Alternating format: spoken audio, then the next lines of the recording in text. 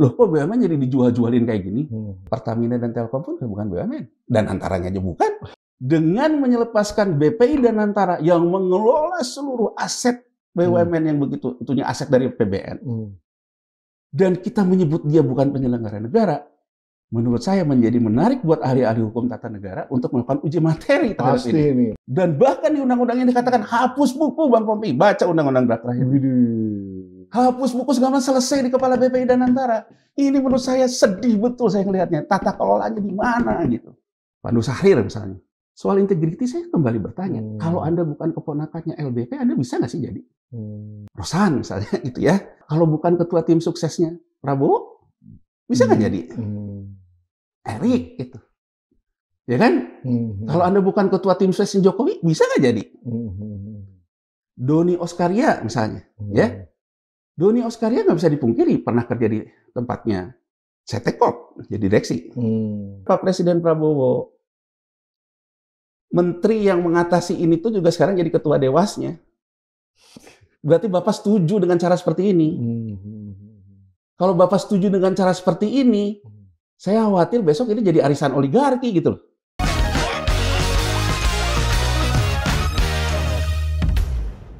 Bismillahirrahmanirrahim. Assalamualaikum warahmatullahi wabarakatuh. Luar biasa Sobat Forum, dimanapun Anda berada. Kembali bersama saya Pumpi Dahidatul di acara PhD 4K. Kesayangan Anda tentunya, podcast hanya di sini. Kritis, kreatif, konsisten, dan kocak. Ini kita masuk ke SKS yang keberapa? Kita akan menggali itu yang namanya basis ekonomi Indonesia ke depan.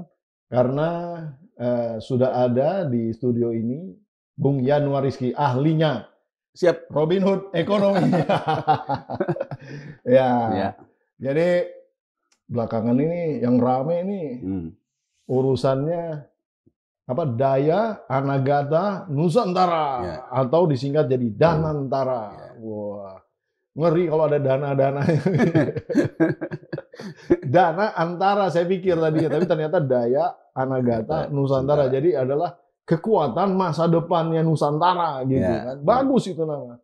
Nah, cuman disingkat ada dananya lagi gitu. Jangan-jangan memang buat nyari dana apa gimana itu ceritanya? Silakan Bung Yanuar. Ya, satu sih kalau kita lihat Danantara ya, kan Daya Anagata Nusantara. Kalau berdasarkan yang pernah saya dengar ketika saya ngobrol dengan Pak Tantri Abeng, Menteri BUMN pertama, gitu ya. Jadi memang pertama kali dibentuk Kementerian BUMN itu, idenya memang punya yang namanya kekayaan negara yang bisa dipakai untuk membiayai pembangunan, tapi tidak di APBN. Jadi kita harus ke historis itunya dulu. Jadi Kementerian BUMN itu dibentuk ya kan hanya untuk transisi menuju ke superholding itu. Kenapa begitu? Karena pada waktu itu idenya adalah kalau misalnya BUMN neracanya digabungin semua jadi satu, maka dia akan punya balance sheet yang besar. Kalau dia punya balance sheet yang besar, dia bisa menerbitkan sekuritisasi. Entah itu sekuritisasi aset backed securities ya. Entah itu sekuritisasi saham, stoknya, entah itu sekuritisasi hutang, ya kan, obligasi. Jadi kan ada 3 hal yang bisa dikerjakan di corporate way, ya kan. Jadi artinya ini tidak akan mengganggu yang namanya APBN. Nah, pada waktu itu dibentuk Kementerian BUMN, kenapa? Kalau menurut cerita Pak Tantri Abeng ke saya, karena setelah dia tahunya diangkat jadi Menteri BUMN, Pak Soeharto. Menurut Pak Harto ke dia, bahwa untuk melakukan konsolidasi menuju digabungkan semua BUMN jadi satu superholding itu, dia harus menteri juga, karena dia harus ngambil semua BUMN di bawah Kementerian Teknis. Jadi kan yang ada yang di bawah Departemen Perindustrian, ya kan ada yang di bawah Departemen Energi. Nah, untuk bisa ngambil itu harus menteri juga. Nah, yang saya dengar juga dari beliau memang dulu namanya katanya Nusantara jadi nama superholding itu. Superholdingnya dulu Nusantara. Nama superholding kan itu. ada Nusantaranya juga. Ada Nusantaranya juga gitu. Nah, jadi artinya bahwa sebetulnya kan sekarang ini Undang-Undang BUMN perubahan ketiga. Yang perubahan keduanya 2003. Yang pertamanya terkait dengan adanya dibentuk Kementerian BUMN itu. Nah, jadi Kementerian BUMN sifatnya itu ad hoc untuk menuju dibentuknya super holding. Pak Harto waktu itu, ini dari saya kira-kira ngobrol Pak Tanti tahun 2015 lah, terus segitulah ya. Jadi Pak Tanti bilang ke saya tuh, Pak Harto itu pada waktu itu menghadapi persoalan yang sudah dia juga baca. Sama juga ketika kita bicara Cina baca, ini kelihatannya ke depan nih saya akan mengalami defisit di LPBN. Kalau saya tambah hutang lagi, saya udah males diatur-atur sama IGGI. IGGI kan kalau dulu model hutangnya beda sama sekarang. Terdiri dari beberapa negara yang dipimpin oleh Belanda. Setiap nambah hutang, ngatur. Nah, kira-kira apa nih solusinya? Makanya muncullah solusinya holdingisasi BUMN. Biar nanti BUMN aja yang cari pendanaan, tidak mengganggu defisit APBN. Nah, ini masalahnya di kita. Kemudian antara neraca BI untuk operasi moneter itu terkuras oleh BLBI, sehingga akhirnya BI harus berhutang ke IMF. Sebagai pemberi hutang, IMF kan mesti punya jaminan bahwa pemegang saham BI dalam hal ini pemerintah Indonesia bisa bayar hutangnya. Artinya IMF mulai ikut campur bagaimana mengatur fiskal Indonesia. Dalam letter of intent IMF yang ditandatangani oleh Pak Harto, salah satunya untuk mengatasi Kamdesu itu, yang fotonya begitu Pak Harto. Salah satunya adalah untuk mengatasi jurang fiskal APBN karena untuk pembiayaan krisis itu adalah privatisasi BUMN, Bang Pompi. Jadi LOI IMF itu menjadi game changer dari konsep ketika Soeharto membentuk Kementerian BUMN mau melakukan konsolidasi modal nasional, dijadikan holding oleh IMF, jadi game changer justru menjadi melepaskan modal nasional ke swasta, privatisasi. Tapi ya namanya juga posisi LOI. Nah, sejak itu fungsi Kementerian BUMN itu menjadi berubah. Yang tadinya mengurusi untuk upaya transformasi menuju holdingisasi, konsolidasi modal nasional, menjadi tukang jualan BUMN, privatisasi. Situasi saat ini, kita bahas sekarang, di sini berapa kali kan? Dengan PPN nggak naik. Ya. Kalau misalnya PPN nggak naik, shortfall ini harus diatasi penambahan hutang. Penambahan hutang harus melakukan negosiasi lagi untuk naikin batas atas hutang. Ini kan tidak konservatif.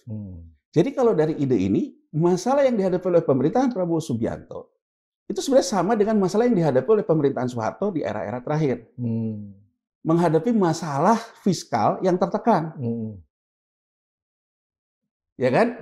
Solusinya memang di depan kurvanya membentuk yang seperti ini. Satu sisi dalam hal gercepnya, Soeharto dulu terhambat rekonstruksinya, ya karena terus kena krisis moneternya dan krisis politik, sehingga akhirnya juga Kementerian BUMN jadi berubah fungsi jadi tukang jualan BUMN. Dari sisi melangkah di depan kurva secara cepatnya, bener Bang Pombe, ya kan? Sebelum masalah ini jadi ribet gitu loh. Karena kan kalau sekarang kita tidak terikat lagi dengan LOI IMF ya, karena kan berarti kan kita bebas dong sebagai negara mau ngapain aja. Gitu kan? Nah, artinya kan kita langsung cepat membentuk. Tapi begini Bang Pompi, pertanyaan saya kalau saya baca undang-undang itu, saya melihat kalau dulu kita ribut privatisasi, loh kok BUMN jadi dijual-jualin kayak gini? Ya kan? Kemudian kita gelisah bahwa kita seolah-olah nggak punya apa-apa. Saya melihat undang-undang Danantara ini malah dari kapitalisme negara berubah menjadi kapitalis birokrat. Ada banyak alasan argumentasi saya ke sana. Ya, ini menarik ini. Argumentasi saya ke sana. Dari draft bersih yang dibahas di paripurna katanya, karena kita belum punya undang-undang segala macam. Ini yang jadi ribut orang. Tidak bisa dia kena KPK, tidak bisa kena segala macam. Saya cari apa sih yang dipermasalahkan? Ternyata ada pasal. BP Danantara bukan penyelenggara negara. Ya? Bukan penyelenggara negara. Ini menurut saya betul ada fatwa yang dikeluarkan oleh MA dan juga bahwa BUMN itu kekayaan negara yang dipisahkan.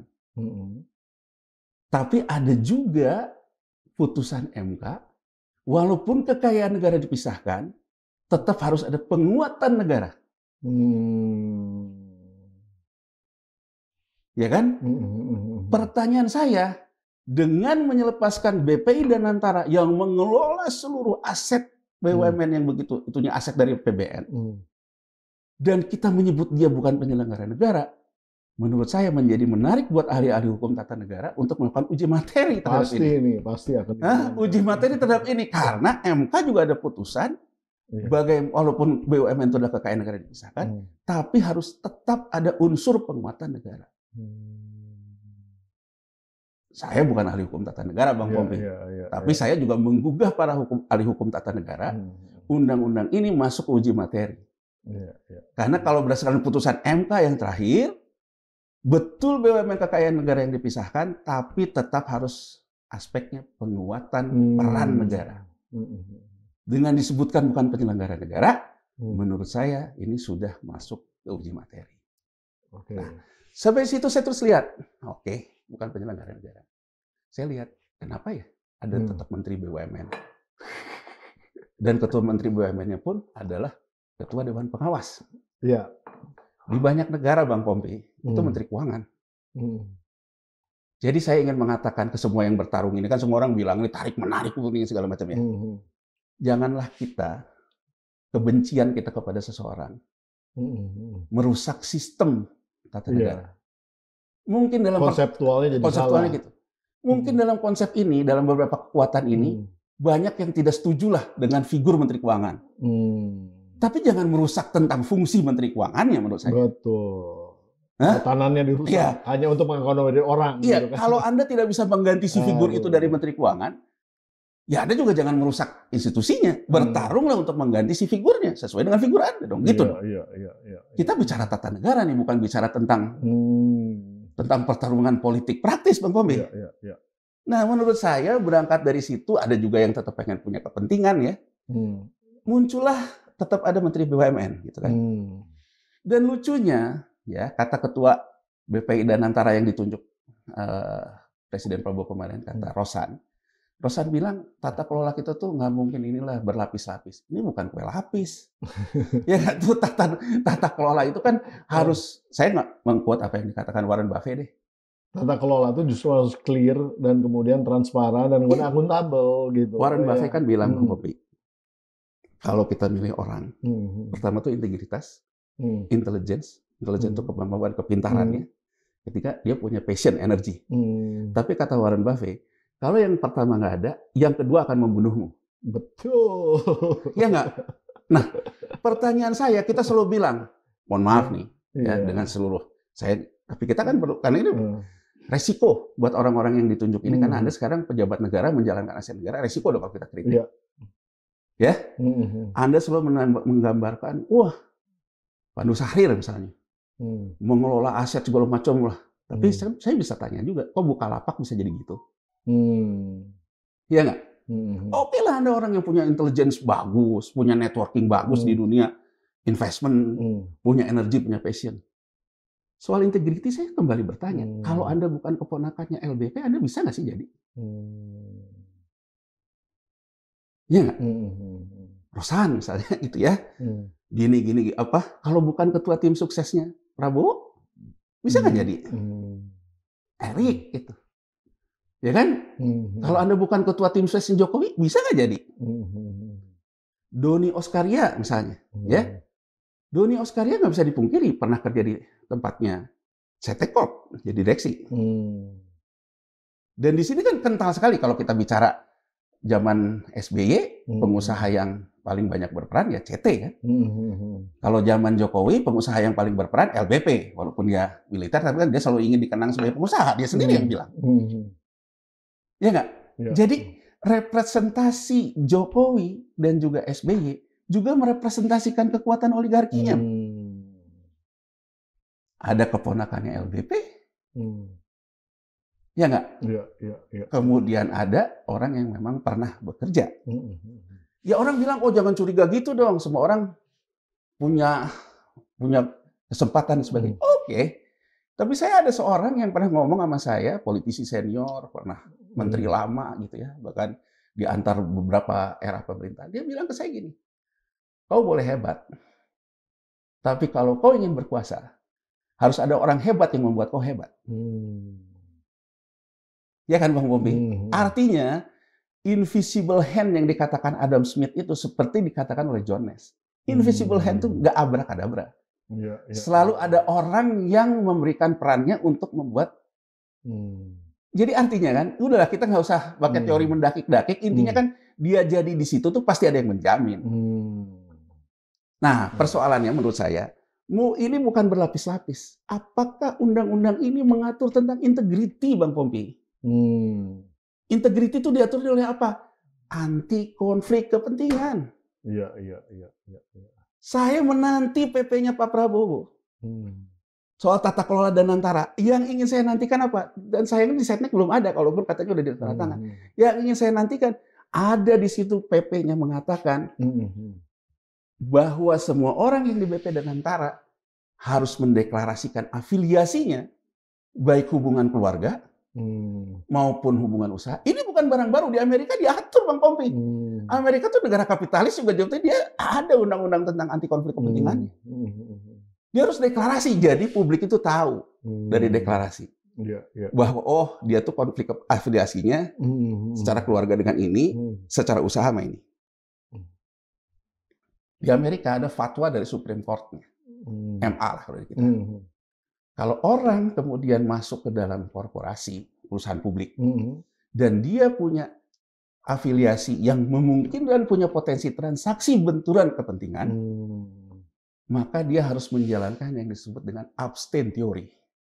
Apa itu abstain teori? Ketika dia menjabat itu, dia harus melepaskan semua saham-sahamnya. Yang terkait dengan potensi benturan kepentingan. Saya menanti PP Integrity nih. Satu PP Integrity ini mengatakan bahwa orang-orang di BPI Danantara mengumumkan hubungan afiliasinya dan mengumumkan seluruh saham-sahamnya dilepas. Tapi Bang Pompi, di Undang-Undang BPJS itu ada? Oh iya, itu integrity artinya. Artinya saya lepas semua waktu itu. Artinya Undang-Undang BPJS bagus. Kalau saya Undang-Undang Danantara nggak ada. Bahkan menurut saya Bang Pompi, sorry to say, soal penyelenggaraan negara ini dirusak betul dengan mengubah saham seri A dan saham seri B. BUMN besok ini yang diholdingkan ke holding operasional, dia ada 2 saham di situ. Saham seri B, 99% ini dipegang oleh BPI Danantara, 1% saham di Warna yang dipegang oleh Menteri BUMN. Bang Pompi, penyelenggara negara sudah dikatakan, BPI Danantara bukan penyelenggara negara. Saham seri B ini berarti bukan saham negara lagi. Kalau dulu kita mempertentangkan tentang privatisasi, harus lapor ke DPR. Nanti privatisasi karena dia bukan penyelenggara negara lagi, divestasi, melepaskan hutang, dan bahkan di undang-undang ini dikatakan hapus buku Bang Pompi. Baca undang-undang draft terakhir. Hapus buku segala selesai di kepala BPI Danantara. Ini menurut saya sedih betul saya melihatnya. Tata kelolanya di mana gitu. Too powerful ya. Too powerful. Dan dinyatakan Danantara bukan penyelenggara negara, artinya saham seri B bukan saham negara. Ini ngeri nih. Artinya menurut saya buffer pertama tentang integritinya di mana gitu. Iya. Karena saya kan belum diundangkan juga toh. Ya, kan udah ditandatangan, tapi dicari di webnya Setnek belum ada. Katanya gitu. udah ditandatangan nih, udah. Tapi dicari di web Setnek belum ada gitu ya. Tapi kan mudah-mudahan, mohonlah. Kita jangan jadi negara yang konyol gitu loh Bang Pompi. Iya. Coba Bang Pompi bayangin. Berarti DPR-nya juga parah juga ya. Nih, sama sekali nggak ada jangan yang pragmatis Bang Pompi. Aduh. Coba gini ya. Saya menguasai seluruh aset BUMN. Untuk alasan apapun pembangunan dan sebagainya, saya menerbitkan sekuritisasi, Pak. Ya, sekuritisasi surat utang yang menerbitkan BPI Danantara, misalnya. Ya, BPI Danantara kemudian dipakai katakanlah untuk membiayai IKN misalnya, ke BUMN Karya. Uang dari obligasi ini dimasukin ke BUMN Karya. Ternyata default misalnya. Pilihannya APBN harus nambah modal ke Danantara. Kalau dia ada masalah di dalam neracanya. Bang Pompi, saya selalu bilang kan, kita itu terlalu mudah mengatakan jangan mau diadu domba asing. Kalau sekarang ada kayak gini, asing pegang isu-isu tentang tata kelola. Di kemudian hari digoncang lagi kayak kita dulu mengalami 98. Isu tata kelolanya. Begitu saya ngambil default, katakanlah di Danantara, usulannya adalah swap ke saham.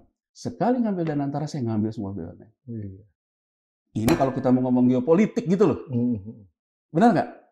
Nah, jadi maksud saya ingin menggugah semua elit politik ini. Ya, kita tahulah bahwa politik itu juga persoalan permainan berbagi. Tapi Anda jangan serakah yang ujung-ujungnya Anda juga tidak melindungi negara ini secara bisa ditekankan lagi yang namanya kapitalistik birokrat tadi itu. Ya, kan gini ya. Artinya si birokrat yang ada di sini sebetulnya udah bukan birokrat juga kan, orang swasta juga sebetulnya kan. Orang swasta diberikan kewenangan penuh oleh negara mengelola barang dengan negara dengan aksi-aksi korporasi dengan cara swasta. Iya, dengan cara swasta. Oke lah dikatakan, nanti kan nggak usah khawatir, ada komite investasi, komite audit di semua perusahaan juga ada. Iyalah, tapi menurut saya jangan lupa loh, ini aset awalnya aset negara dari mulai nasionalisasi, bukan barang lo, gitu, barang nenek lo, bukan barang nenek lo, yang punya juga fund lo, gitu, yang punya tuh juga semua masyarakat, gitu. Betul. Jadi artinya kan juga jangan dengan atas nama biar lincah business judgment rule.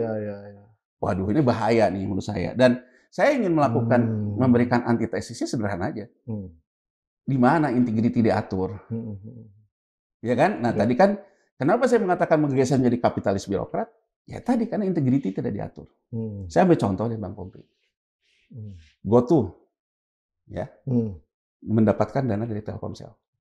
Argumennya waktu itu selalu mengatakan Telkomsel bukan BUMN, yang BUMN Telkomnya. Bang Pompi bayangin nggak kalau besok artinya Pertamina dan Telkom pun bukan BUMN, dan antaranya aja bukan, gitu loh. Ya nggak, dan antaranya aja bukan, sehingga negaranya udah hilang. Udah hilang. Usaha milik negaranya udah hilang. Saya coba flashback aja dulu waktu kita ngeributin GoTo gitu. Alasannya bahkan saya di RDPU DPR, di DPR sendiri mengatakan kan Telkomsel bukan BUMN. Saya kemudian mengadukan argumentasi, betul, tapi laporan keuangan Telkomsel masuk ke dalam laporan Telkom, maka dia akan jadi BUMN. Nah, sekarang saya ingin ambil di GoTo dulu, Mas, untuk kita ngelihat ke masyarakatnya. GoTo itu bisa terjadi revaluasi saham di bukunya 1 perak, pemegang saham lama, menjadi 265. Sesuai dengan standar akuntansi nomor 22. Ya. Revaluasi goodwill di aset untuk perusahaan startup itu bisa dilakukan kalau ketika dia ada aksi korporasi merger dan akuisisi, ada investor baru yang masuk yang membeli di harga revaluasi goodwill-nya. Itulah Telkomsel, itulah Telkom.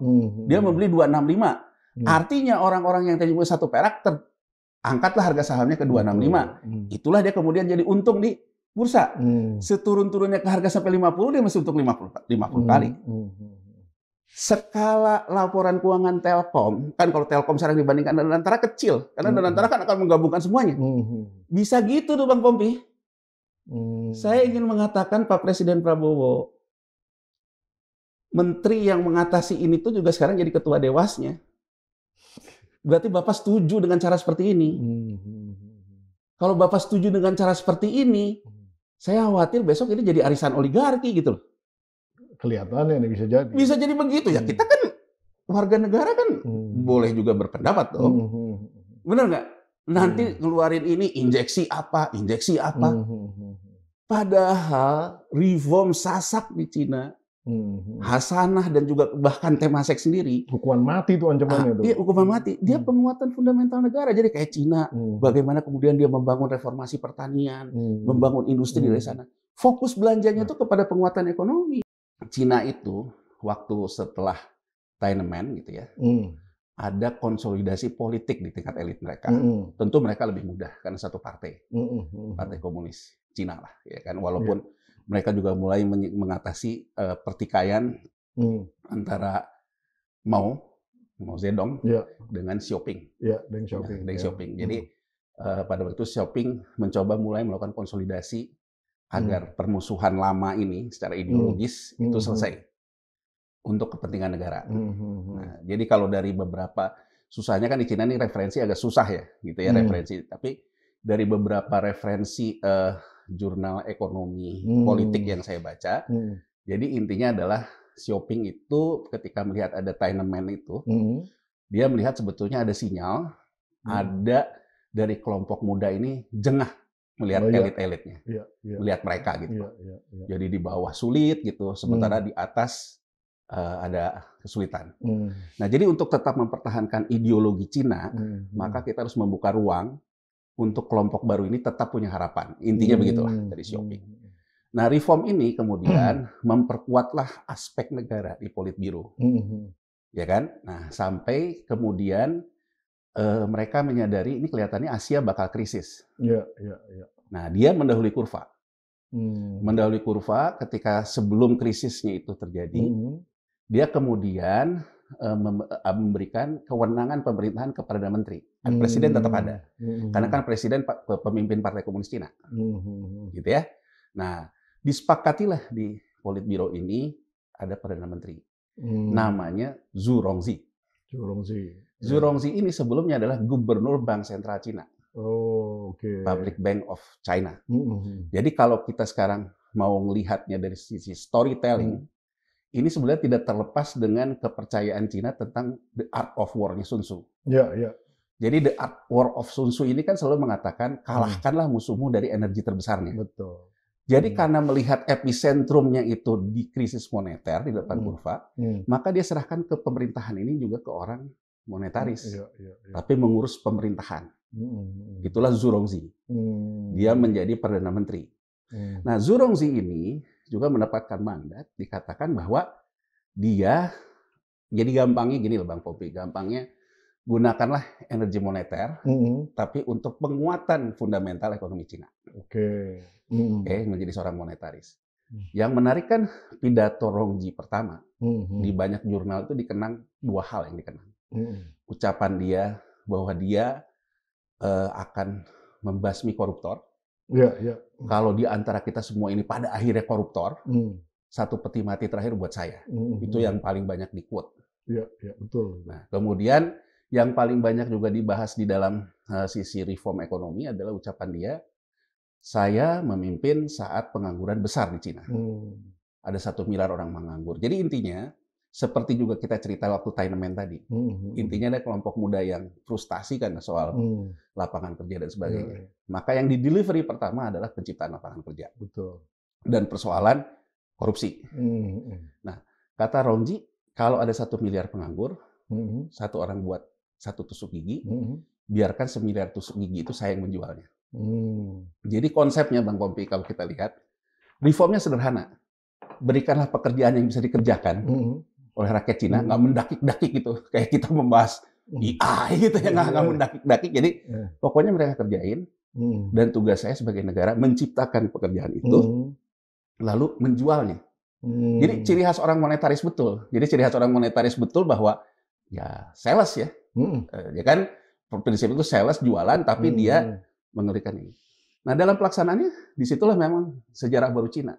Mulailah semua dihukum mati, bukan hanya omon-omon gitu. Betul-betul sama dia dilakukan hukum mati itu kan gitu. Dan bukan omon-omon yang kemudian Cina juga digugat di tahun 99, 99 atau 2000 ya antara itulah 99 digugat di WTO. Karena dia dianggap plagiat. Jadi ternyata konsep tusuk gigi itu konsep plagiat nih dia. Jadi kalau ada orang buat router misalnya ya, ada Cisco kan kita kenal ya, Cisco buat router, dia cari, dia suruh orang Cina ini gimana sih buatnya, dibuat yang persis. Ada namanya reverse engineering. Jadi intinya memang plagiat. Jadi dia plagiat, tapi barangnya barang merek Cina. Nah, di beberapa jurnal yang saya bahas, sebetulnya kunci kemenangan Rongji itu karena Hong Kong yang sudah ke Cina. Udah balik. Itu mengakibatkan Barat tidak punya lagi trading hub di Hong Kong. Sehingga ini yang bisa membuat dia melakukan plagiat, diberikan sanksi oleh WTO, tapi dia bisa survive. Karena kan di samping Itu juga produsen konsumen terbesar juga di Cina. Dan hub ke Asia itu Hong Kong. Jadi kalau dia di sini ngeblok sama ya udah, karena Hong Kongnya udah di saya.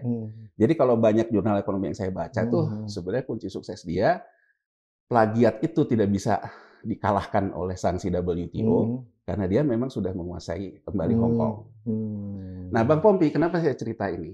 Nah, tangan monetaris lain yang dilakukan oleh Rongji, dia mengkonsolidasikan yang namanya BUMN, badan usaha yang memang perusahaan.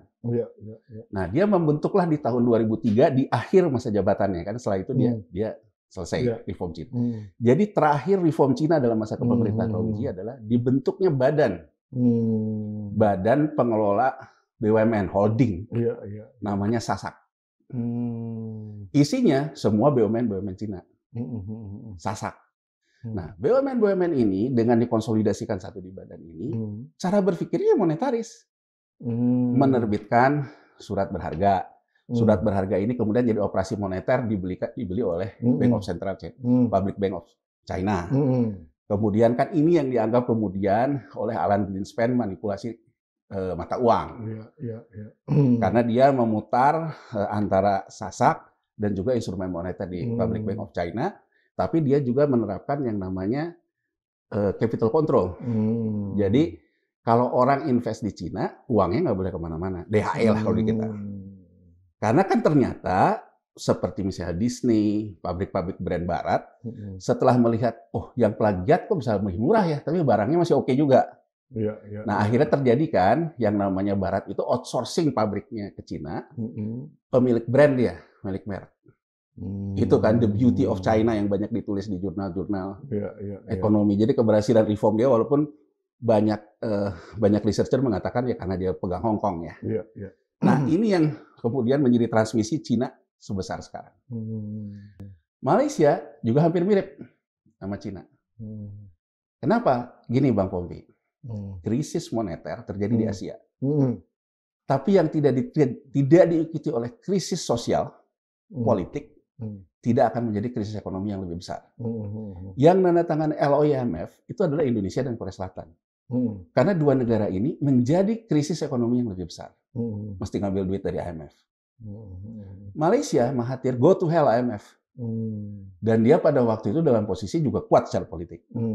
Tidak terjadi kebutuhan IMF. Mahathir juga hampir sama. Tahun 2002, holdingisasinya terjadi.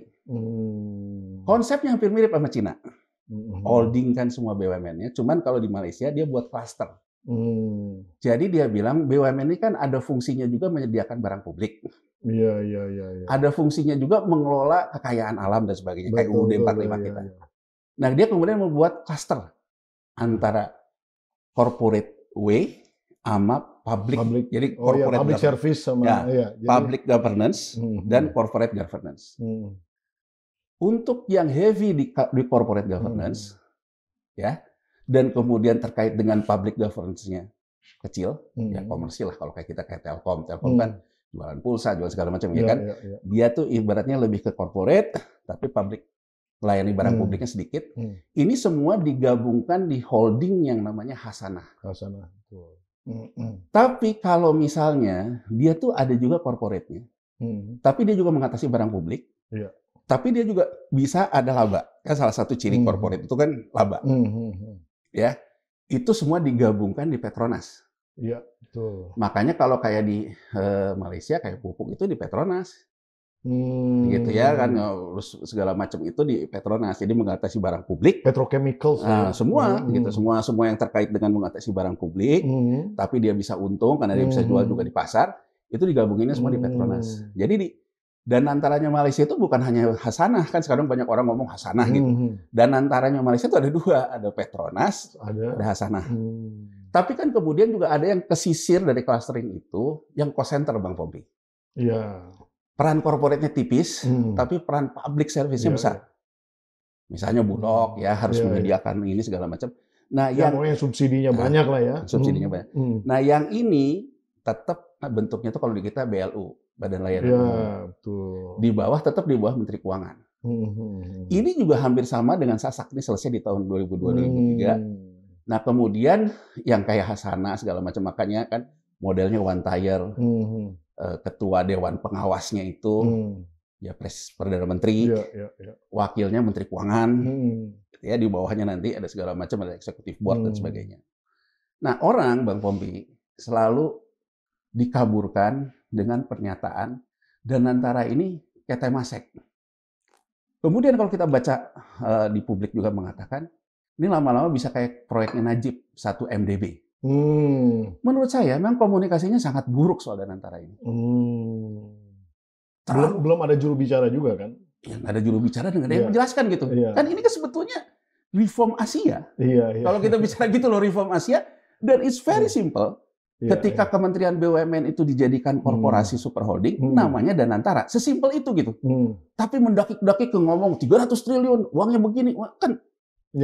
Kemudian digabungkan lagi dengan konsep sovereign welfare fund gitu ya. Orang tidak mendapatkan penjelasan yang utuh gitu. Karena sebetulnya ada 2 anak pohon Bang Pompi kalau kita bicara tentang bagaimana mengelola investasi. Investasi yang kita kelola dalam bentuk badan usaha, itulah badan usaha, itulah super holding. Investasi portofolio. Saya ingin ngomong simpel aja. Dalam standar akuntansi keuangan, ya diatur 2 tentang jenis investasi. 1 investasi portofolio, 2 investasi pengendalian. Kalau investasi portofolio ini tidak ada intensi mengendalikan. Kalau intensi pengendalian itu akan mengkonsolidasikan laporan keuangan. Investasi portofolio ini apa? Misalnya, Bang Pompi pernah di BPJS. BPJS itu masuknya dalam SAK-nya, standar akuntansinya, ke standar akuntansi tentang investasi portofolio. Jadi artinya apa? BPJS Ketenagakerjaan, dana jaminan sosialnya itu, katakan saja dia bisa punya saham Telkom, katakan sampai 51%, tapi karena sifat dia investasi portofolio, dia tidak bisa mengkonsolidasikan laporan keuangan Telkom. Nah, orang terus bingung, seolah-olah SWF itu barang baru betul di kita. BPJS Ketenagakerjaan, BPJS Kesehatan, itu SWF, Bang Pompi. Itu SWF. SWF dalam artian dia bentuknya gitu ya. Saya ambil contoh deh, di Norwegia. Di Norwegia yang disebut dengan SWF-nya itu mengelola iuran pensiun. Iuran pensiun itu kemudian dikelola SWF dengan berbagai macam transaksi SWF-nya untuk membayar pensiun. Ya kan kayak kita juga. Di Venezuela mengelola laba minyak. Laba minyak dimasukin ke SWF-nya untuk menjamin pendidikan gratis, kesehatan, dan sebagainya. Jadi kan inti dari SWF adalah sebuah uang portofolio yang diinvestasikan negara untuk menjamin welfare negaranya. Ya kan? Jadi barang baru betul juga enggak gitu. Kita punya SWF, ada BPJS Ketenagakerjaan, BPJS Ketenagakerjaan, ada Taspen dan segala macam. Itu SWF juga. SWF juga gitu. Jadi dibuat mendakik-dakik, kan mendakik-dakik nggak karu-karuan gitu loh menurut saya. Nah, oke lah. Nah, sekarang 1 MDB-nya Najib yang banyak dicontohkan. Jadi lewat PhD 4K ini, saya juga ingin memberi, kita boleh nggak setuju, tapi kita juga harus ada ilmunya, maksud saya gitu. Nggak setuju dengan apa nih? Dengan konsep ini misalnya Danantara, kita nggak percaya. Tapi kita juga harus tahu juga konsepnya gitu. 1 MDB Najib itu dibentuk setelah dia selesai melakukan Malaysia selesai melakukan konsolidasi yang aku bilang tadi. 2 super holding, Petronas dan Hasanah. Mulailah dia bergerak untuk mengelola dana tunai yang bisa dikelola dan kemudian akan memberikan untuk pembiayaan kesejahteraan. Jadi Najib itu sebetulnya membentuk kayak INA-nya kita. Ya kan, investment authority-nya kita yang kemarin dibentuk zaman Jokowi. Namanya 1 MDB. 1 MDB itu. Cina, Sasak, ya, itu mengkonsolidasikan semua badan usaha jadi super holding.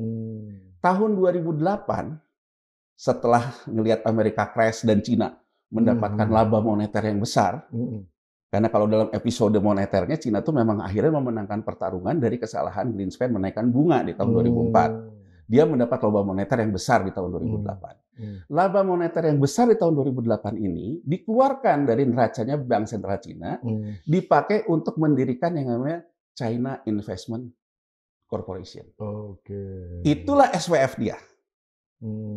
Jadi kalau kita mau mengatakan 1 MDB samanya sama CIC. Ya kan? Nah, 1 MDB gagal ya soal governance, itu soal governance-nya oke. Tapi kalau kita mengatakan Danantara ini 1 MDB, enggak. Gitu loh, karena Danantara juga mengkonsolidasikan badan usaha milik negara. Nah, kenapa ada argumentasi endingnya, kata Mulyaman Hadad, waktu kemarin dia masih ketua BPI Danantara ya, gitu kan. Endingnya itu kita tuh akan seperti Temasek. Di medsos rame, wah boro-boro kayak Temasek ini mah bakal kayak 1 MDB-nya Najib. Jadi maksudku tadi menjelaskan itu. Kalau kita lihat undang-undangnya, ini mohon maaf nih, sebenarnya kita harus klarifikasi juga. Saya udah cari juga Undang-Undang nomor 1 itu, termasuk juga yang dikatakan oleh Presiden Prabowo tentang peraturan pemerintah tata kelola. Tapi sampai saya tadi nyari, sampai kita mau syuting ini, di websitenya Seknek nggak ada. Saya tanya ke beberapa anggota DPR, ada yang bilang punya, ada yang bilang nggak tahu, gitu kan. Tapi saya pegang yang draft bersih, katanya. Saya anggap itu sajalah. Udah dikirim ke saya. Nah, udah saya kirim kan, itu sajalah. Karena ya susah juga kita gitu. Kemarin diumumkan, kita cari di mananya nggak ada. Jadi saya disclaimer dulu nih. Saya menggunakan draft bersih. Yang mungkin bisa artinya jadi draft pembahasan terakhir lah. Walaupun belum diundangkan. Nah, belum diundangkan. Karena nyari yang diundangkan di website NEK nih belum ada. Nah, kalau saya lihat di draft bersih itu, memang bisnis modelnya kayak Temasek. Bisnis model ya. Jadi kalau Temasek, dia waktu 97 sampai dia jadi 2000 lah. Dia memang langsung mengkonsolidasikan 2 Temasek di atas, di bawahnya ada 2, 1 yang ngurusin SPF, 1 Temastek yang ngurusin badan usaha. Ini bisnis model yang ditiru oleh Danantara. Jadi konsolidasinya tuh langsung konsolidasi langsung gitu. Ya kan? Kalau kita bicara tadi Cina, bicara Malaysia, dia selesaikan dulu konsolidasi badan usaha, baru berikutnya dia buat lagi 1 PT yang khusus SPF. Nah, kalau Temasek tidak. Dia langsung membuat 1 Temasek Holding, yang kemudian di bawahnya ada yang SPF, ada yang operasional untuk badan usaha. Nah, dalam Undang-Undang Perubahan Ketiga BUMN, itu modelnya. Jadi ada BPI Danantara, dan pengelola investasi Danantara. Di bawahnya ada holding investasi, ini SPF. Di bawahnya ada holding operasional. Holding operasional ini apa? Kementerian BUMN yang jadi korporasi. Itu aja kita kalau mau simpel ngomong. Gak usah mendakik-dakik lah. Jadi biar orang mudah memahami. Makanya saya termasuk yang mengatakan, kalau sudah ada holding investasi, buat apa Menteri BUMN gitu. Nah ini kan juga kalau menurut saya akomodir kekuasaan aja gitu. Ya kan akomodir biar ada yang nggak mau kehilangan kerjaan juga gitu loh. Ini ya.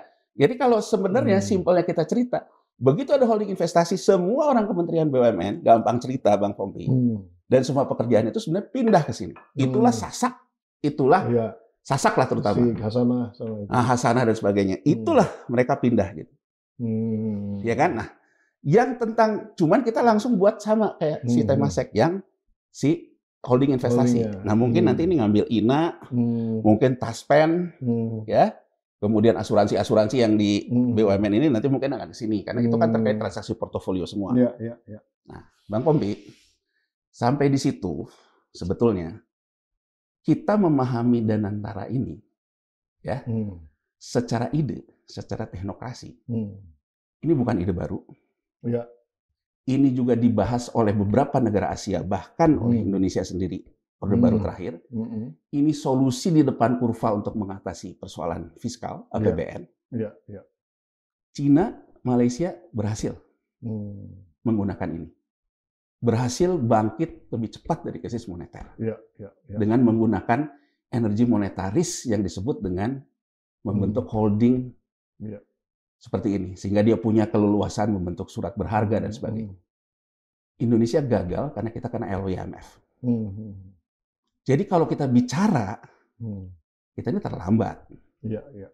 Kalau Presiden Prabowo mengatakan, saya akan kejar koruptor kemanapun. Jurongji yang kita ceritakan di depan, dia nggak omong-omong tuh, dia buktikan. Minimal saya bisa ngelihat, kalau dia tidak mau ada korupsi, dia menciptakan sebuah badan negara, sebuah undang-undang yang pencegahan terhadap korupsi. Pencegahan terhadap korupsi itu di teori manapun terkait dengan benturan kepentingan, transaksi benturan kepentingan. Kalau dia mengabaikan ini dan aspek penguatan negaranya dilepaskan, mohon maaf, mudah-mudahan dengan dengar kita dirubahlah. Perbaiki ya. Perbaikilah. Sebenarnya katakanlah ini tata kelolanya udah baik, terus kemudian juga konflik kepentingan nggak ada gitu ya. Ketika duitnya itu dapat itu untuk menjadikan ini jadi Robin Hood ekonomi itu sebenarnya implementasinya seperti apa sih? Nah, gini Bang Popi. Maksudnya kita lihat positif side-nya ya, untuk memberikan harapan dulu nih bahwa ini niatnya bagus, tapi di awalnya harus benar dulu gitu, gimana pun juga gitu, kira-kira gitu. Jadi gini, Sasak, Hasanah, ya itu tercipta konsolidasi ini 2002-2003. 2002-2003 itu terjadi siklus balik di pasar keuangan setelah krisis Asia, terutama dukungan Jepang untuk membuat Asia pulih. Jadi Jepang itu sejak tahun 99 dia membuat suku bunganya rendah, inflasinya rendah, yang dia tahan lama bahkan sampai sekarang. Tapi sekarang udah balik lagi ke 17 tahun, tapi belum balik ke angka tahun 2000, ya. Sehingga terjadilah likuiditas dari Jepang ini keluar ke Asia. Jadi artinya Sasak Hasanah ketika dia berdiri melakukan konsolidasi, dia berada di pasar yang juga basah. Ya Bang Bobi ya, dia basah sehingga ada standing buyer-nya lah dan sebagainya. Kita sekarang Danantara menghadapi posisi Jepang yang juga sekarang balik normalisasi neracanya. Angkanya belum balik ke angka interest-nya dia di tahun 2000, tapi udah balik ke angka 17 tahun lalu. Ya, Amerika Serikat sebagai rajanya uang beredar, ya. Kenapa Trump itu mengatakan sejak awal untuk melakukan mengusulkan PNS-nya untuk mengundurkan diri? Karena gini Bang Bobi, kalau Amerika Serikat ini defisit lagi fiskalnya, berarti Trump akan mengalami yang namanya government shutdown. Seperti juga dialami oleh Obama, dialami oleh Reagan. Nah, ketika government shutdown ini bahas dengan parlemen, naikin sellingnya, kayak kita ngomong tadi. Kalau di kita kan 3%. Dinaikin. Kalau dinaikin berarti QE lagi. Quantitative easing lagi. Jadi artinya si defisit ditambah, bank sentralnya, the Fed akan ngulurin lagi uang ke pasar karena kepentingan pemerintahnya. Trump ini kan mikirnya geopolitik gitu. Kalau misalnya pasar ini basah terus, kapan saya melakukan pertarungan geopolitiknya? Ya kan, terutama dengan Asia ini. Sisi lain sekutunya Jepang juga punya kebutuhan mengeringkan likuiditas. Jadi saya ingin memberikan perspektif bahwa dari sudut pandang itu, kita memulai Danantara di saat uang beredar di pasar keuangan global itu mengering. Ya kan? Karena Jepang, karena the Fed, karena Euro Central Bank. Satu-satunya yang memberikan kebijakan, kan kalau ini kebijakan kontraksi. Jadi artinya the Fed, Bank of Japan, Euro Central Bank, kebijakan kontraksi. Narik likuiditas, bukan ngasih likuiditas. Nah, satu-satunya yang memberikan pelonggaran likuiditas itu Bank Sentral Cina. Jadi uang beredar global itu dikuasai 4 ini, Bang.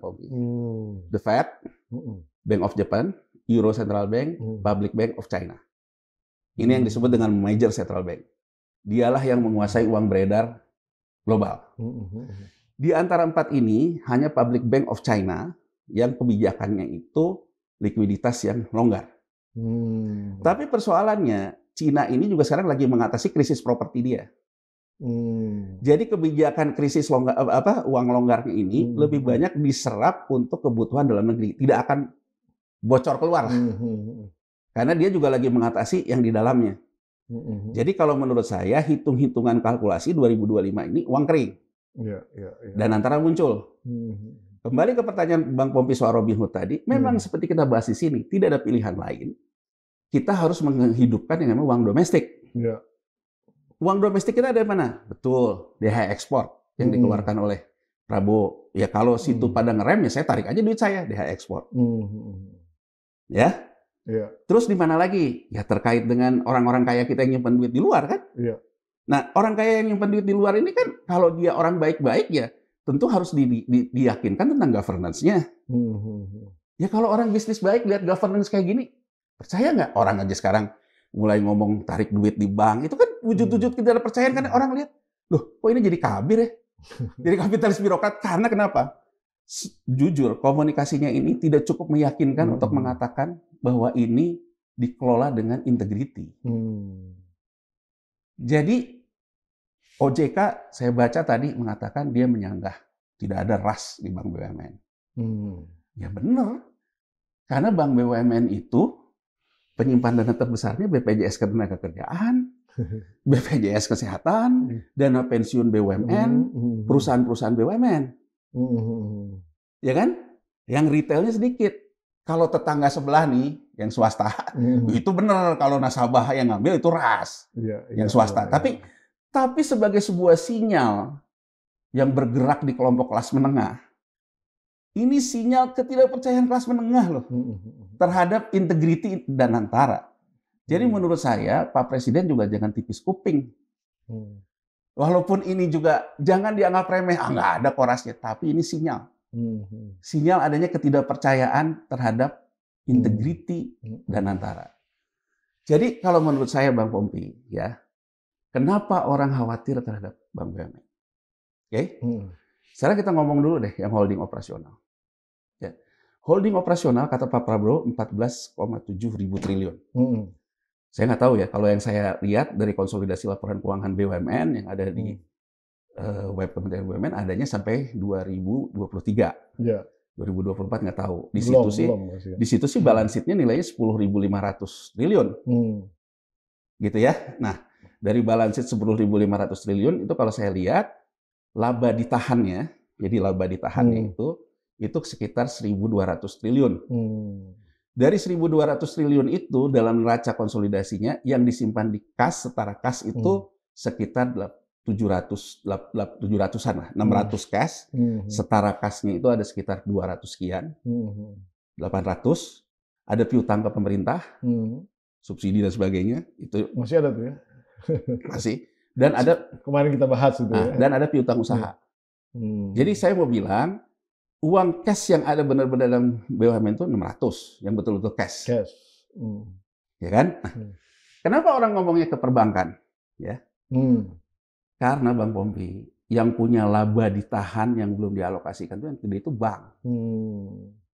BRI. BRI itu bank BUMN penyumbang laba terbesar itu BRI. Dividen payout-nya sekitar 30%, 40%. Berarti 60% masuk ke saldo laba ditahan. Bank Mandiri, BNI. Nah, jadi ketika kita ngomong duitnya di mana gitu kan. Duitnya di mana tuh kan di laba ditahan yang belum dialokasikan. Tapi kalau kita lihat di bank, laba ditahan ini kemudian sama dia tidak semua ditaruh dalam cash. Sebagian kan dia taruh dalam setara cash. Dalam bentuk surat utang negara yang menopang Sun juga. Nah, artinya Bang Pompi, kalau kita bicara juga tentang transaksi antar afiliasi di dalam badan dan antara, misalnya saja ngeluarin obligasi, tapi transaksinya transaksi internal, yang beli anak usahanya yang perbankan, ya kan?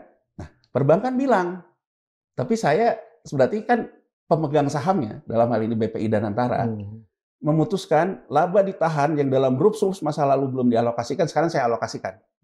Alokasikannya adalah membeli obligasi ini. Oke? Dia akan bilang, oh berarti kalau gitu saya harus melepas Sun. Karena kan yang real cash-nya kan tidak sebesar itu. Ya kan? Nah, ini kan juga akan jadi persoalan. Makanya kan selalu model dan antara ini, model monetaris ini selalu ada swap-nya dengan Bank Sentral. Ini yang kemudian Sun-nya dilepas ke BI misalnya. Atau dilepas ke saldo anggaran lebihnya Departemen Keuangan. Sehingga tidak mengganggu pasar surat utangnya. Nah, dia kemudian menyerap ini. Nah, kenapa orang timbul ketidakpercayaan? Kalau misalnya ini gagal di salah satu putaran ini, Bang Pompi. Ini kan teorinya velocity of money. Quantitative easing ini. Jadi ini tuh sebenarnya Indonesia ingin memulai model quantitative easing sebetulnya. Tapi kita bukan Amerika gitu. Kalau Amerika kan ya dia memang ruling currency ya. Jepang juga bagian dari sekutunya Amerika dalam SDRMF. Nah, kalau velocity of money-nya ini dibuat seset gitu, kan permainan high risk, high return kan. Kalau dia gitu gagal, maka yang kena duluan bank sentral dan perbankan. Ya, kita harus melihat juga tidak semua harus cerita enaknya. Iya. Ini ada resiko juga gitu. Selalu rumusnya itu selalu sama, high risk, high return. Nah, berarti kan resiko yang besar ini diatasi oleh apa? Ini yang mengakibatkan resiko yang besar kalau kita bersatu sebagai sebuah bangsa, kita percaya mungkin tidak akan terjadi. Aku ambil contoh gini, Pak Popi. Orang dulu kita pernah mengatakan melakukan redenominasi kan, rupiah. Ya. Jadi 1000 ya, potong 0,3. Ya. Di banyak kisah sukses tentang redenominasi yang kita lihat, ada negara di luar yang berhasil, ada yang tidak berhasil. Yang berhasil itu apa? Yang pemerintahannya itu berhasil membuat bangsanya bersatu. Jadi, ini 1000 ya, sekarang jadi 1. Kita sama ya persepsinya, 1000 yang dulu adalah 1. Ini negara-negara yang berhasil menerapkan redenominasi. Tapi negara yang gagal apa? Ini 1000 ya, ini 1 ya. Nggak berhasil gitu. Orang yang tadinya punya 1, ini dulu 1000 gitu. Nah, akhirnya malah gagal, malah jadi inflasi yang besar gitu kan. Dari konsep berpikir tentang riset ini kan pernah dilakukan juga oleh BI Institute kan tentang redenominasi gitu. Kalau kita buka di webnya gitu loh. Bahwa negara yang berhasil itu negara yang bisa menyatukan persepsinya. Pemerintahnya kompak, bank sentralnya kompak, rakyatnya juga kompak gitu, sama-sama bahwa kompak 1000 jadi 1 tuh benar-benar 1000 jadi 1 gitu loh.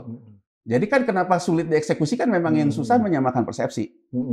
Artinya aku mau ngomong gini Bang Pompi. Kalau kita semua trust, 100% bangsa ini trust dan antara ini adalah konsolidasi modal nasional, kebersatuan kita sebagai sebuah bangsa untuk memenangkan pertarungan, dengan persepsi yang sama, velocity of money mungkin bisa kita atasi. Dengan partisipasi kita masing-masing gitu. Ada yang mulai ngeluarin duitnya. Kan kepercayaan kan? Tapi kalau kita sudah beda-beda persepsi kayak gini, berat ya? Berat. Ya saya ingin membawa ke dalam alam pikir rasional aja. Jadi artinya, Danantara sudah dibentuk, oke, ahlan wa sahlan, selamat datang, kan gitu loh. Tapi ini ada catatan yang bisa, jangan dianggap remeh orang yang mengatakan bahwa ini ada distrust di sini. Ya, jangan sampai nanti kita bilang, nah kan udah pernah gue bilangin dong. Jadi maksud saya, kita ini apalah, kita ini kan cuman bisa bicara aja kan gitu. Tapi maksud saya, sinyal tentang orang ngambil uang di bank, sinyal tentang integriti, harus dijawab sama pemerintah. Kenapa? Karena kita harus bersatu sebagai bangsa. Kalau kita tidak bersatu sebagai bangsa, ini barang gagal. Dimulai dengan komunikasi yang bisa menyatukan. Iya, bersatu dengan bangsa itu kan gini Bang Popi. Kalau nerbitin sekuritisasi, belanjanya itu buat apa sih? Nah, itu kan pertanyaan saya tadi. Sama juga dengan kritik kita terhadap APBN. Belanja di masa lalu ini apa? Kok sampai sekarang akhirnya malah defisit gak ketulungan. Sama juga ketika kita bicara Danantara. Danantara besok belanjanya apa? Kalau belanjanya cuma arisan oligarki. Ini bukan Robin Hood dong itu mah. Ini Bang Pompi. Itu Sheriff of Nottingham bukan. Saya baca ya di World Government Forum yang di Dubai. Prabowo kan sudah mengatakan juga tentang Danantara ini di situ. Dan dia mengatakan dia punya proyek. Yang waktu diwawancara itu ya. Dia punya proyek strategis nasional. Ke hal-hal yang canggih segala macam. Pertanyaan saya, kalau bicara PSN, ini PSN era Jokowi apa PSN era Prabowo nih? Belum ada kan sebenarnya. Belum ada. Nah, kalau keberlanjutan PSN era Jokowi, PIK 2 itu juga PSN. Jadi kalau misalnya nanti Danantara ngeluarin untuk PIK 2 karena alasan PSN, waduh come on. Gitu loh. Rame lagi tuh. Ya kan, come on gitu loh. Dalam artian kan orang juga akan menganggap bahwa, oh ini bukan bagian dari permainan saya, ini mah permainan dia kan gitu loh. Arisan oligarki lagi. Arisan oligarki. Jadi menurut saya, ini harus clear betul. Tata kelola bukan soal berlapis-lapis, bukan soal ngundang Tony Blair. Yang bagus itu sebenarnya diapain dananya nanti? Menurut saya transformasi pertanian, Bang. Karena sekarang gini loh, kita tuh nginjek bumi aja. Iya. Tapi Menteri Pertanian cukup bisa diandalkan atau titipan juga oligarki jangan-jangan? Sama, jangan ya. Tapi gini loh, maksud saya gini Bang. Kita lihat deh, ya demografi kita tentang ketenaga kerjaan. Ya, kita itu di 64 ya, 64 atau 58% lah. Iya. Profil kita itu nggak lulus SMP, Mas Popi. Oh iya, betul. Jadi, kemudian kalau kita lihat lagi demografinya, kebanyakan itu rural. Iya. Ya kan? Berarti kan kita harus menciptakan lapangan kerja di level ini. Rural, iya, rural area. Orang selalu bilang, ini harus diciptakan dengan menciptakan manufaktur industrialisasi. Gitu kan? Tapi yang dibahas tuh misalnya PSN tentang digital lah, segala macam, kejauhan menurut saya. Hilirisasi kan? Ya hilirisasi, oke lah. Tapi gini loh, aku simpel aja Bang Pompi. Aku nggak bosan-bosan. Di tempat Bang Pompi ini kita pernah ngomong, di yang lain juga. Saya ngomong, kita belajar dari Vietnam deh. Iya, iya. Duren. Simpel gitu loh. Jadi artinya Vietnam makan duren. Duren. Jadi kalau misalnya sekarang Bang Pompi dan Antara besok nggak usah mendakik hal-hal yang terlalu canggih-canggih, ngeluarin sekuritisasi kebun duren misalnya. Iya. Ya kan? Kita subur kan? Karena pemerintah kemudian mengerjakan penyiapan lahannya, memberikan advokasi petani, branding durennya. Saya rasa kita berdua juga mau beli. Ya kalau duren mau. Iya kan mau beli gitu. Iya. Tapi kalau apalagi misalnya dikasih mau. Mau beli gitu. Tapi kalau ngomongnya apa hal-hal yang besar untuk PSN-nya PIK 2 lah. Kita juga nggak punya di PIK 2 gitu loh. Jadi maksud saya tugas pemerintahan Bang Pompi dalam hal belanja, pemerintah itu kan harus punya kebijakan yang memastikan antar kelas bertransaksi, bukan perang kelas. Nah, artinya kelas atas belanja ke kelas menengah belanja ke kelas bawah, bukan perang kelas. Kelas menengah nggak percaya sama kelas atas karena kelas atasnya sibuk sendiri. Enak-enak sendiri ya. Enak-enak sendiri perang kelas. Kelas bawahnya kemudian mulai meronta-ronta karena udah nggak kebagian lagi bansos. That's a good point. Jadi tugasnya dan antara ini kan harus menciptakan transaksi antar kelas. Nah kalau kita udah bicara kayak gini, kan sebetulnya berarti kan butuh teknokrat, Pak. Bukan orang yang biasa ketemu sama investor saham. Ya saya nggak meremehkan yang sekarang ditunjuk ya, tapi kan menurut saya berdasarkan jejak rekamnya pemain di bursa saham, bukan pemain bursa saham yang goreng nggak? Nah itu kan pemain bursa saham. Ada insider trading nggak? Ya ini kan satu generasi sama kita juga mereka ya Bang Pompi. Dulu kan kalau kita ingat ya, kita waktu SMA kuliah sama juga mereka masih kuliah SMA kan. Kita nonton film Pretty Woman, kita ngelihat si Richard Gere. Oh iya tuh. Waduh, beli perusahaan. Louis siapa namanya? Louis siapa ya, gitu ya. beli perusahaan, jual perusahaan. Dipecah-pecah dulu. Itu kan menjadi banyak Indonesian Dream kan gitu. Jadi artinya wah kalau saya bisa kayak gitu hebat gitu kan. Nah, terus juga kita nonton film Catatan Si Boy, udah ganteng, ceweknya cakep, soleh kan gitu loh. Jadi ini gitu loh. Ini kan generasi yang soleh nggak pacaran sebenarnya. Iya kan? Jadi artinya generasi kita ini gitu kan. Generasi yang punya halusinasi seperti itu. Iya. Sehingga akhirnya yang dikatakan orang hebat itu kalau dia sudah networkingnya Wall Street, kenal Tony Blair gitu loh. Oh, ada yang kenal emang? Oh iya kan dia bilang mau bawa Tony Blair. Tony Blair mau dibawa? Bawa aja Dewan Pengawas katanya di Danantara. Karena udah swasta ya? Iya. Oh, jadi bisa dong asing. Ya kalau mau bawa Tony Blair, kenapa nggak bawa Obama yang pernah makan nasi goreng di Menteng? Gitu loh yang pernah di Indonesia. Bisa bahasa Indonesia lagi. Jadi menurut saya udah yang enggak aja gitu loh. Apa hubungan Tony Blair dibawa? Ya katanya punya networking di luar dan sebagainya. Jadi pemahaman kita tuh kayak bukan ada melindungi siapa gitu, nggak ada. Jadi mohon maaf gitu. Ya pastilah ada itunya. Pasti ada ada deal-dealnya kita nggak tahu ya. Nanti bisa kita cari lah koneksi bisnisnya apa sebetulnya. Tapi intinya adalah cara berpikirnya itu hanya sebatas pragmatis, nyari uang, jual saham. Padahal ini harus konsep mempersatukan bangsa ini. Artinya kan konsolidasi modal nasional. Ketika konsolidasi modal nasional dilakukan, belanjanya pun terkait transaksi semua kelas. Semua orang merasa memiliki. Sehingga semua orang ingin berpartisipasi.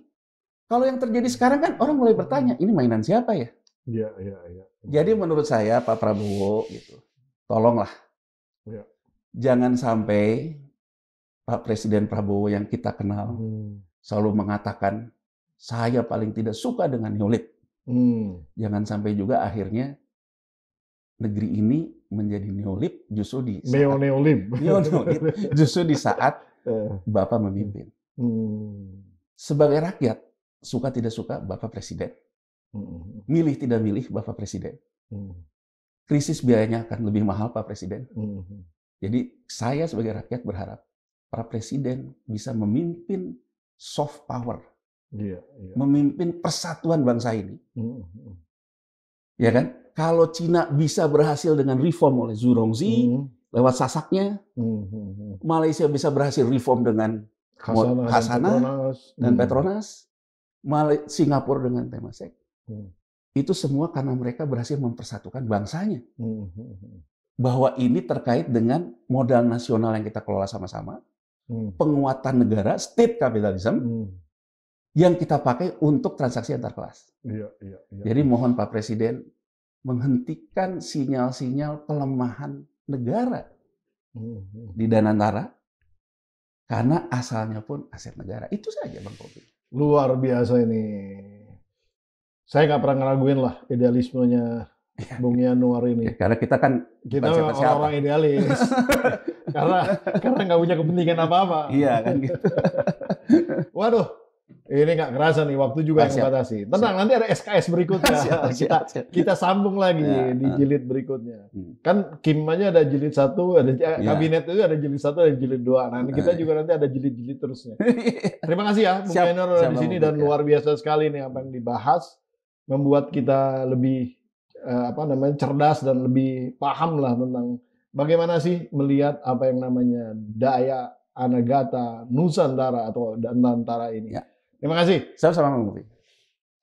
Itu dia Sobat Forum. Tadi sudah kita bahas bagaimana basis daripada kinerja ataupun rencana kerjanya mungkin ya, belum jadi kinerja, yang namanya BPI Danantara, yang undang-undangnya isunya sudah ada tapi belum diumumkan, belum dipublish, berarti belum terundangkan. Jadi kita masih menunggu itu.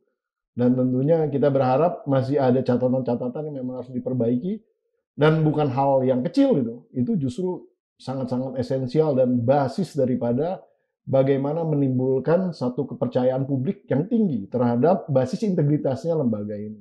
Nah, mudah-mudahan ini bisa disadari, dan pesan disampaikan oleh Bung Yanuar tadi kepada Pak Presiden langsung, Presiden Pak Prabowo, mudah-mudahan Pak Prabowo bisa mendengarkan ini dan bisa menyadari bahwa tadi namanya krisis itu nanti biaya sangat mahal, dan mudah-mudahan kita bisa menghindari itu semua.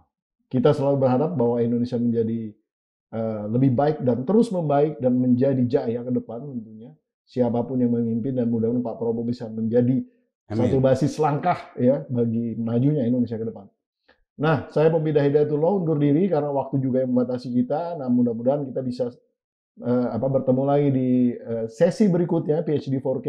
Podcast hanya di sini, kritis, kreatif, konsisten, dan kocak. Wassalamualaikum warahmatullahi wabarakatuh. Waalaikumsalam. Terima kasih, Bro.